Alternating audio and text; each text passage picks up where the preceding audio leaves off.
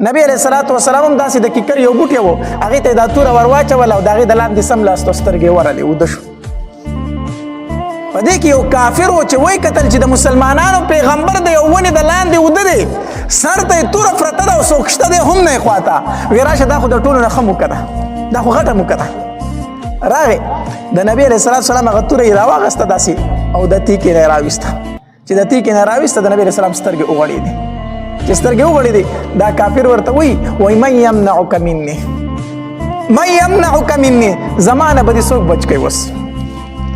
تا به اوس زما نه څوک بچ کوي خوا ته خو دې څوک شته هم نه چې آواز ورته وکړي تش لاس یو توره زما په لاس کې ده من یمنعک مني اوس به زما نه څوک بچ کړي نبي علیه الصلوۃ والسلام ورته وفرمیل الله څوک مې به درنه بچ کوي الله چې څنګه نبي علیه الصلوۃ والسلام وفرمیل الله په هغه رفې راغې تورې د لاسه ورته وشوه تورې د لاس نه ورته وشوه نبي علیه السلام تورې ته لاس کړو